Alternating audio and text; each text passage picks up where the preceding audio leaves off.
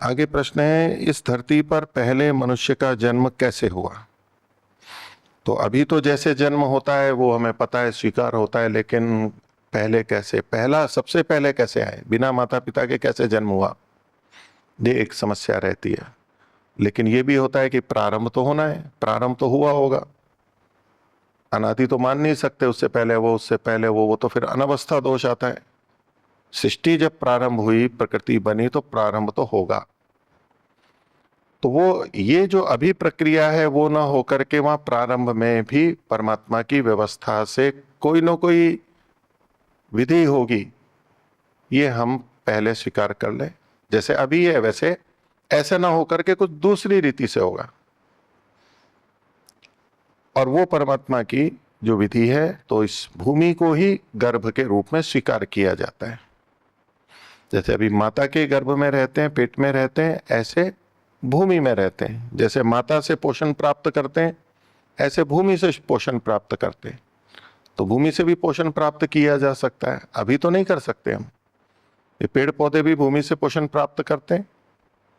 तो ऐसे ही जो प्रारंभिक मनुष्य हैं वो भूमि में रहते हुए, भूमि में सुरक्षित रहते हुए और वहां से पोषण प्राप्त करते हैं। ये ईश्वर की व्यवस्था, उस समय की विशेष व्यवस्था है। तो भाई प्रारंभ कैसे हुआ वहां भूमि में भी? तो अभी भी तो हमारे शरीरों में जो शरीर बनने के लिए बीज होता है, चाहे पुरुष बीज हो चाहे स्त्री बीज हो, वो भी तो हमारे शरीर में बनता है और परमात्मा की व्यवस्था से बनता है।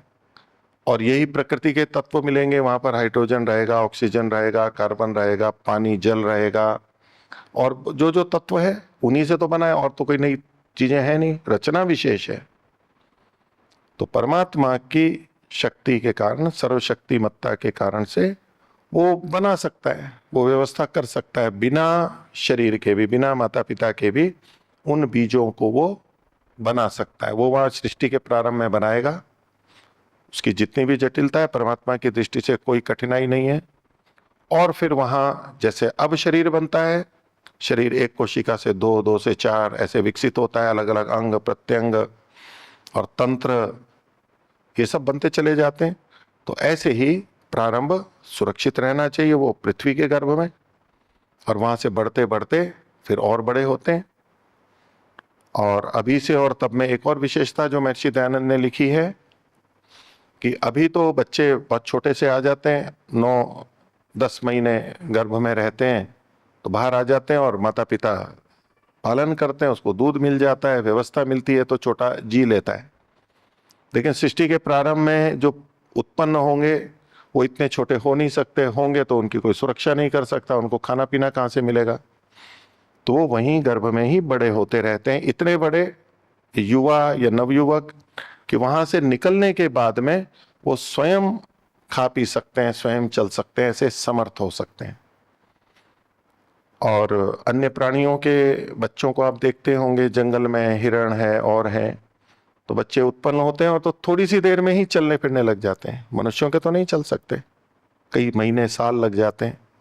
वो थोड़ी सी देर में खड़े हो जाते हैं और चलने लगते हैं, स्वभाव है, व्यवस्था है। ऐसे ही अंडों से निकलते हैं, मगरमच्छ के, कछुओं के बच्चे अंडे से निकलते हैं और निकलते ही चलने लगते हैं और समुद्र की तरफ चले जाते हैं और वहां जीवन प्रारंभ हो जाता है उनका। और अंदर ही भोजन की व्यवस्था हम आज भी देख सकते हैं। जो बहुत से ततैये आदि होते हैं वो अपना मिट्टी का घर बनाते हैं, अंडे वहां, अपने बीज वहां दे देते हैं, उन्हीं में से वो बड़े होते हैं, और उनके लिए भोजन भी अंदर ही रख देते हैं। वो कीड़े वीड़े बाहर से चुन के अंदर डाल देते हैं और बंद कर देते हैं। वो अंदर ही बड़े होते हैं, अंदर ही खाना खाते हैं, और फिर जब समय आता है तो फोड़ करके बाहर निकल जाते हैं।